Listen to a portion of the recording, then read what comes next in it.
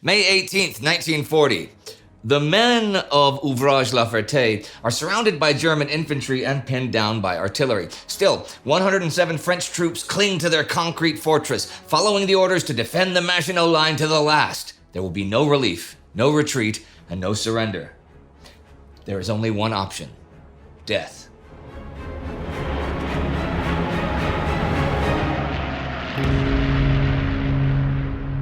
I'm Indy Neidell, and welcome to our World War II mini-series 10 Days in Sedan, where we cover the German thrust through the Ardennes, the rage of the Reich, and the new confrontation between old enemies at Sedan, the crucible where the fate of the Axis and Allies converge. Join me as we explore the course of the battle and its aftermath.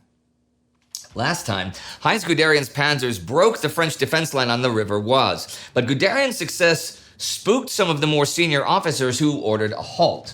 While German command feuded, French Colonel Charles de Gaulle launched France's first real counterattack at Montcornet, catching the Germans off guard, but ultimately falling short. Erwin Rommel pressed deep into the French rear, outrunning much of his own division and spoiling another attempt at a French counterattack. Meanwhile, German 16th Army closed in on the fortress of La Ferté.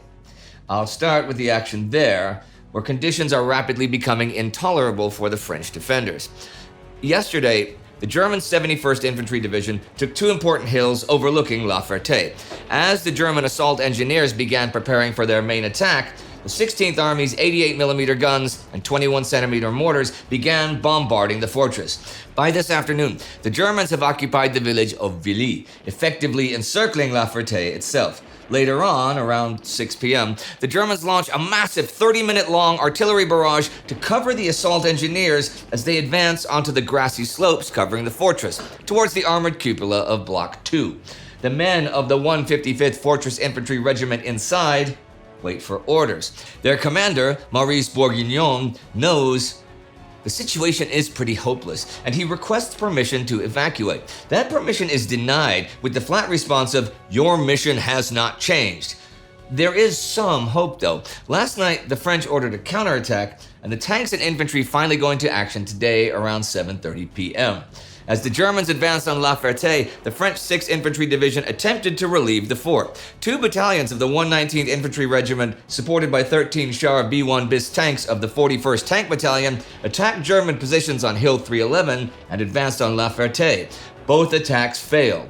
French troops got within a kilometer of the fort, but were halted after several tanks were put out of action and German artillery inflicted high casualties. The French also have to stop their artillery fire for fear of hitting their own troops. And this allows the German assault engineers to roam around on top of La Ferté and prepare for their attack on Block 2. Using craters as cover, the engineers work their way up the slope and disable 4 cupolas. At one of the cupolas, the Germans managed to blow open one of the weapon slits with their shaped charges. They use this opening to toss explosives down into the interior of the turret. The explosion from that charge, along with secondary detonation of ammunition inside the block, ripped the turret off its base and lifted it into the air. The turret then crashed back on its base and landed canted to one side. The engineers then threw several more explosive and smoke charges into the opening at the base of the turret, as well as the block's other armored cupolas, starting several fires inside the combat block. Smoke from fires caused the French commander, Lieutenant Bourguignon, to order the fort's crew to seek shelter far below ground in the connecting corridor between blocks 1 and 2. It is here, almost 25 meters below ground, that the men of the 155th Fortress Infantry Division and their commander meet their fate. The explosives and smoke grenades set off a chain reaction which fills the gallery and combat blocks with smoke. Bourguignon gets on the telephone to request permission to leave, but his divisional commander does not understand the gravity of the situation and refuses permission. With that, the fate of the men is sealed. La Ferté does have an advanced ventilation system which was installed to defend against the threat of poison gas, but this system cannot cope with this volume of smoke, and all of the defenders of La Ferté succumb to the fumes. The whole thing is a real tragedy inflicted by a command that is unwilling to accept the facts on the ground. Because the explosions led up, there was still a chance of climbing up to one of the blocks and getting out into the open from there. His superiors required him to hold out, an order that a French historian later described as a monstrous absurdity. The last contact with the trapped fort occupants took place at 5:39 a.m. on the 19th of May.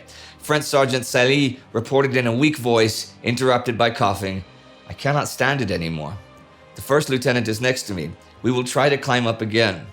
Several days later, after the smoke and the poison gases released during the explosions had evaporated, German soldiers climbed down into the underground tunnel system. There they found the corpses of the 107 men of the fort garrison who died as a result of carbon monoxide poisoning. While the Germans score a victory against an old-fashioned fixed defensive position, other elements of their forces are still fighting the modern war of maneuver, although much more slowly than they'd wish. For Heinz Guderian and his 19th Panzer Corps, May 18th is a day of what we might call limited advances in comparison to previous days. After the command fireworks yesterday, when Panzer Group Commander Paul Ewald von Kleist told Guderian that he had to hold the panzers back because of their exposed flanks, a compromise has been made. This allows Guderian to conduct missions with a strong reconnaissance force, so long as he doesn't move his headquarters forwards. He takes full advantage of this, and although he leaves his headquarters at Soise, he follows the panzers with another advanced headquarters. In his tracks, he leaves miles of field telephone cables which prevent his superiors from intercepting his communications and triangulating his actual location. Yesterday morning, the 1st Panzer Division secured bridgeheads at Ribemont and Moilly, while later in the day, the 2nd Panzer Division forced a bridgehead just north of Origny. Today, the advance is slowed a bit by supply problems, but this morning, Guderian's divisions continue their advance from the Oise River on parallel axes of advance. The 2nd rushes forward from the Oise and takes Saint-Quentin at about 9 a.m. There they capture the headquarters of French 9th Army, although Army Commander Henri Giraud himself is not there. Giraud is further to the northeast at Solesmes, trying to deal with Hermann Hoth's 15th Panzer Corps. More specifically, he's trying to deal with Erwin Rommel, commander of the 7th Panzer Division. Yesterday, Rommel made an unauthorized push westward, outrunning his own divisional headquarters and plunging the French into chaos. Yesterday morning, he took the village of Landrecy. This gave the Germans a bridge over the river Sambre, significantly compromising Giraud's efforts to set up a defensive line along the waterway. Since then, Rommel has advanced a lot further and is now closing in on Cambrai. Rommel's sister division, the 5th Panzer Division under Max von Hartlieb, has also gotten itself forward. They've been advancing parallel to, but slightly behind, Rommel's forces. Yesterday, they crossed the Sambre at Berlaymont, beating off a counterattack by the light tanks and armored cars of the 1st Light Mechanized Division, the 1st DLM. This morning, Giraud orders the 1st DLM to counterattack again and retake Landrecy. The only problem is, by the time he gives the order, the 5th Panzer Division is on the move again and is already attacking the left flank of the 1st DLM at Le Quesnoy. Any hopes of a second counterattack soon fizzle out. Worse still, when Giraud returns to Les Catelets, he finds the town burning and occupied by the Germans. His headquarters no longer exists.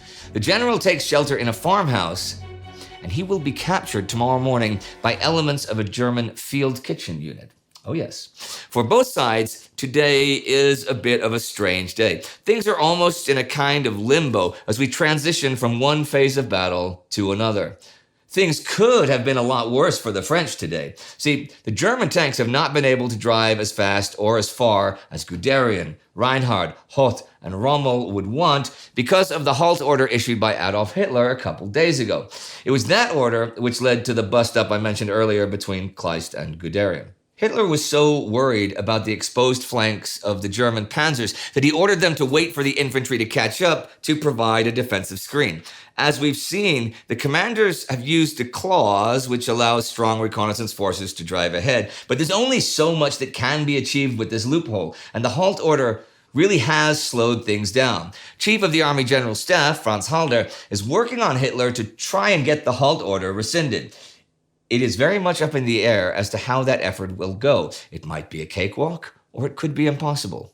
What do I mean by that? Well, Hitler is starting to really immerse himself in the minutiae of the campaign, and he's sending mixed signals to Halder. See, Hitler's the kind of man who can be led by his emotions, especially in tense situations like this one, and he's now struggling to sit back and trust in his commanders in the field.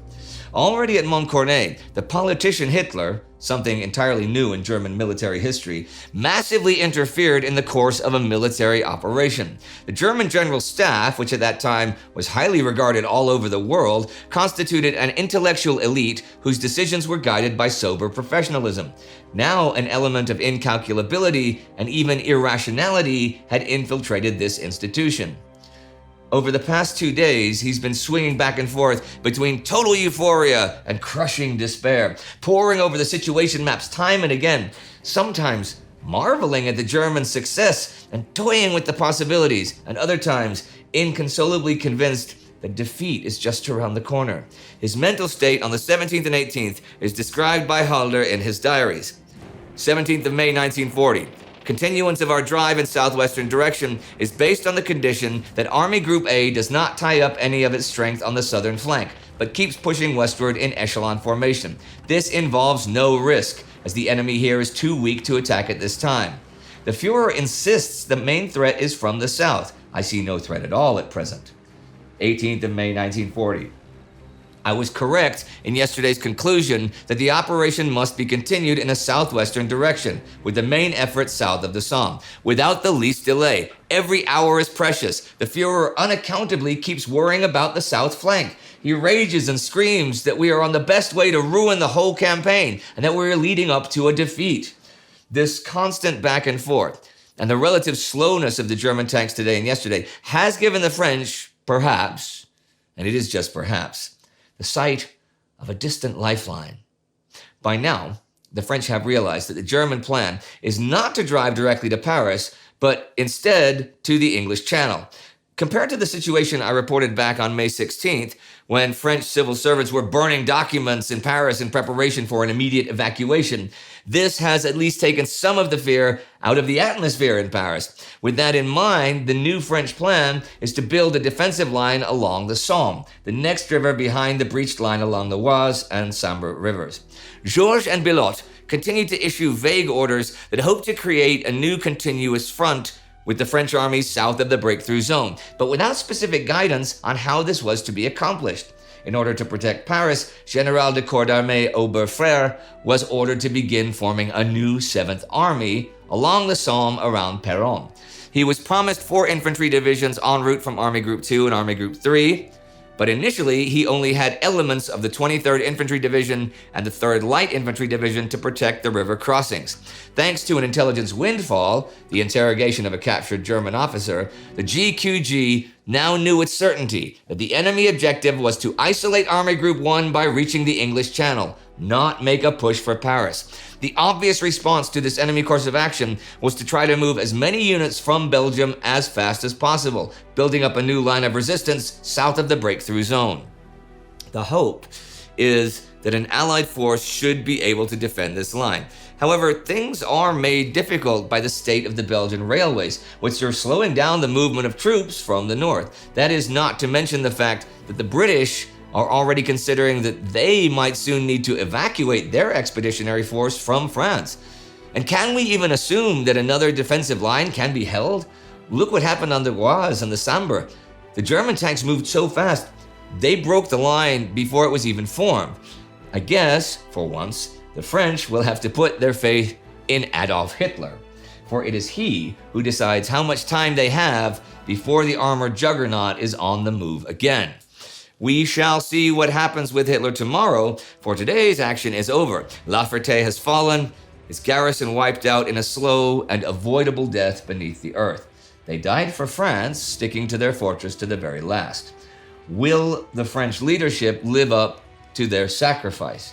Guderian's advance has resumed, and Rommel and Hartlev push westward, scattering French defenses, but all of them operate under the constraints of a Führer racked by anxiety and indecision. Hitler's halt order hangs in the air, and the French scramble to throw up a new line on the Somme. Tomorrow, that line will be tested. Next week will be the final episode of this miniseries, but never fear, there is more Sedan-related content to come. Soon after these 10 episodes are published, we will then publish a full-length documentary on the battle, where we dive into some of the key moments, personalities, and myths. It's going to be really cool. Our TimeGhost crew will be on site in Sedan to bring you the inside story. You do not want to miss that. We can only make things like this series and that documentary because the TimeGhost Army are generous enough to support us. TimeGhost Army Ardennes Amigo of the Week is Twinny Hill. Be like Twinny Hill. I like that name, Twinny Hill. Be like Twinny Hill for a variety of reasons, but specifically to join the army at timeghost.tv or patreon.com. See you next time.